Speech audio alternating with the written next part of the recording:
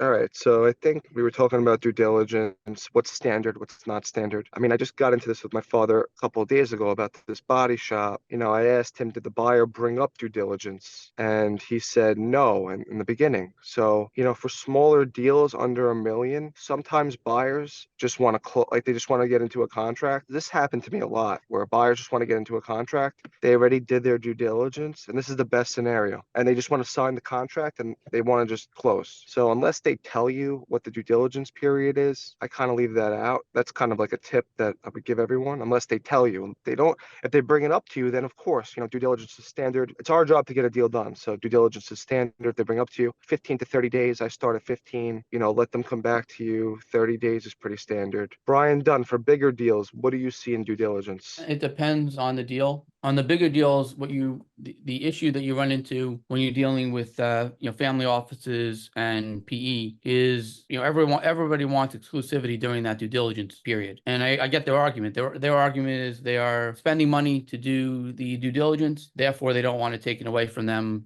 after they spent that money. But the argument from your side is that you don't want to take it off market because it's a hot listing, and once it's under exclusivity, that they're the only ones looking at it. So what I've tried to do on some, and it doesn't work all the time, what I've tried to do on some of these deals is give them the information on a non-exclusive basis. And when they are comfortable with the information and they're ready to make a hard deposit, at that point in time, once that hard deposit is made, then it becomes exclusive. That's what I've attempted to do with some of the. Did you get an offer? What's that? Would you get an offer? I'll take an offer, give them information. Say if they. Oh, go ahead. No, I'm saying if they don't want, you're not going to have them sign an LOI, right? You're going to just give them the information first. I mean, most of the time, the only time they'll sign the LOI is with exclusivity. I mean, I'd have them sign a light LOI if they're open to it. It's relatively meaningless that type of document. So yeah, I would have vetted them at that point. If I'm confident they're real, I would give them the information. But they have to get to the point where they're confident that they're real. In terms of the amount of time on that is requested on due diligence, we've had some of the healthcare deals request 180 days, and we just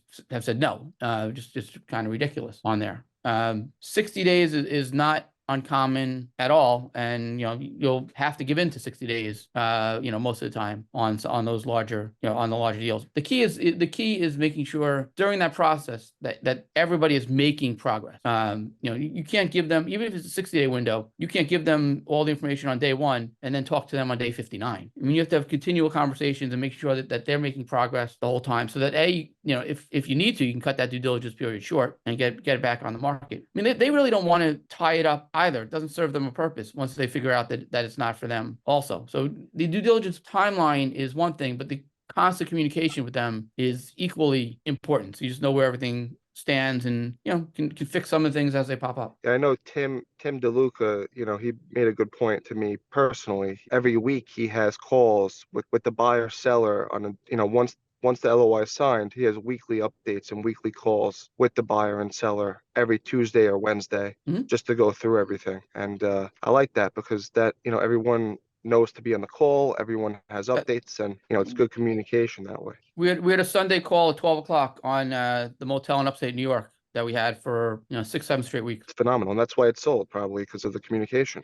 Yeah, we were all talking probably 3 or 4 times during that week as well. But there's always a Sunday 12 summary call, and that was why, honestly, that was an unusual one where the buyers took, quote unquote, with air quotes, ownership of the property 2 weeks before closing. They were operating the property before they actually owned it, but that was because of the relationship that had been developed between everybody. Got it. And then, as far as closing dates, how far out do you put a closing date from the due diligence? When the due diligence ends, how far out do you usually aim to close? 30 days, 15 days, depending on the deal size? Depending on the deal size and depending on the industry as well, because there could be regulatory aspects in there as well, that you can't have the actual transfer until different regulatory aspects occur. So that sort of depends, and it also depends on how you're doing when you do the PSA, the purchase sale agreement, or some people call it the sales purchase agreement, SPA, whatever it is.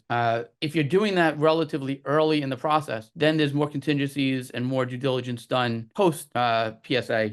And those contingencies should be spelled out in the PSA itself. If you're doing that PSA later in the process when more of the stuff is done, then the the closing date is that much sooner. I mean, for example, we've been taking forever on the Connecticut one that I've been talking about. We still don't have a signed PSA, but in theory, we're going to have a sign and close the end of this month. Again, in theory, because it's lots of things that have hiccup in there. But in this case, there's been, a year's worth of due diligence done until this point. How about if there's a landlord involved in the deal? When do you get the landlord involved? Do you get them As involved soon as you after? sign the PSA, Okay. as soon as you sign the PSA, you want to get the landlord involved, and that's what we're going to attempt to do with the franchise hotel. As soon as we sign the PSA, we want to get that franchise involved, because they won't look at it. I mean, the franchise, they won't look at it without a PSA. I mean, an LOI doesn't matter to them. They need a contract to even look at it. And usually, once you're at that contract stage, the landlord's a go no go. The franchise is a go no go on it. So you want to address that as soon as you can. Yeah. And if the landlord gives a hard time, we touched on this last week, do you just say, okay, it's over? Or do you, what are some solutions? Do you keep the seller on as a guarantor? Like, for an example, I had a restaurant, and the couple that was buying the restaurant, they had no experience in pizza. This was a while ago. And we were able to keep the seller of the business that's been there for 30 years on the lease. I mean, you don't normally just say, okay, it's a no-go. You try to find No, solutions if you could. No, but that's why you're addressing it so soon. So that there's a problem. You can always fix a problem, but you can't fix a problem you don't know that it exists. I feel like a lot of people here, not here, but a lot of people in sales, once they hit a block in the road, it's just they give up. And I found it where if you just really fight and no matter what, you try to find a solution. Like Mark, Joey, and myself, we're working on a deal in Ohio where the buyer had his own financing. We thought everything was good. And now, the buyer's lender is just not on the ball. So we're coming up with creative solutions. Mark found a private bank. I have a private bank. I'm supposed to get all the buyers' personal financial statements, and we're going to come up with another solution. So just because a buyer can't get funding, isn't approved by a landlord, says that they don't want to move forward, doesn't mean that the deal's dead. You got to just push your hardest until we find a solution. Hey, on this Connecticut my deal, we've been biggest thing. told it's dead multiple times. I mean, we've literally we had a legal letter 2.5 weeks ago from the buyer's attorney saying the buyer's no longer interested on it. You got to remember on all these deals is that the buyer and the seller are both really invested in, it's a long process. There's definitely fatigue that happens on both sides, but there's also investment monetarily and emotional investment on both sides that happens. So there's a lot of things that need to be worked through, and you need to step back and just figure out if there's any way that it can be done. And we'll see if this one actually gets closed or not next week. But we've kept it alive on multiple occasions where it went into defib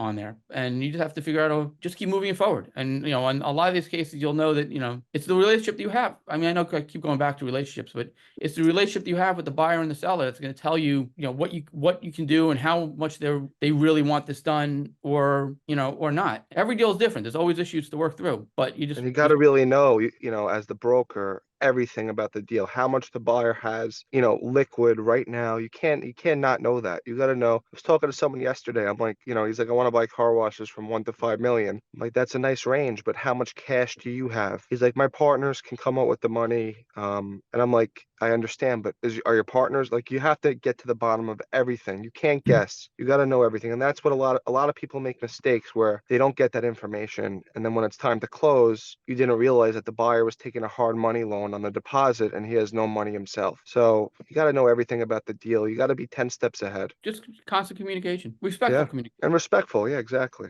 I mean, I don't slam questions like that down their throats, but you have to indirectly. If you got to do it in a way, when you get used to it more, you'll pick up things, and it's just experience triumphs everything. And question: do you guys ever? One more thing in that due diligence period. I mean, you can't be too involved. I mean, it's your error on the side of being annoying and trying to find out too much stuff. You're not going to get yourself hurt that way. Yep. If there's no exclusivity, do you guys ever sign multiple LOIs at once? And let's say, for example, both of them end up kind of look like they're going through, what do you do at that point? If you guys do sign multiple LOIs? I had multiple LOIs signed on the property in upstate New York at the same time, and it said in there whoever gave a deposit that we accepted got exclusivity. A hard deposit that we accepted got exclusivity. Both LOIs said the same thing. Yeah, it's usually who puts money up first, but also terms as well. As long as they abide by the terms that we lay out on the LOI, they put the money up first. We have specific timelines with things. Whoever acts first gets the deal. And I tell the buyers that there's multiple LOIs. Yeah, Is it that's what I safe to kind of say thought. that deposit without deposit, no exclusivity? Would that be a fair rule to go by? Up to a point. I mean, you have to read the buyer.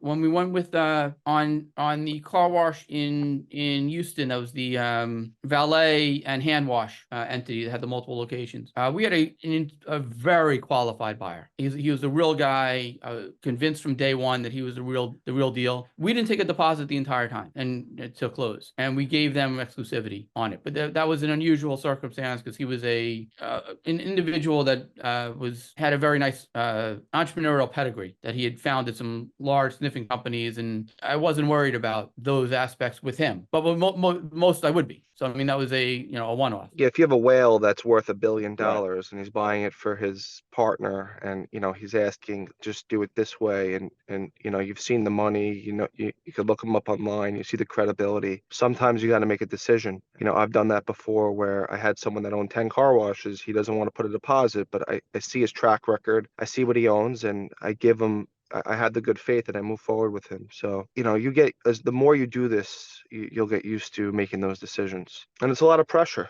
Sometimes they can bite you in the face. I've had deals where things like that bit me in the face, and I made the wrong decision and I learned from it. So it's all about repetition here.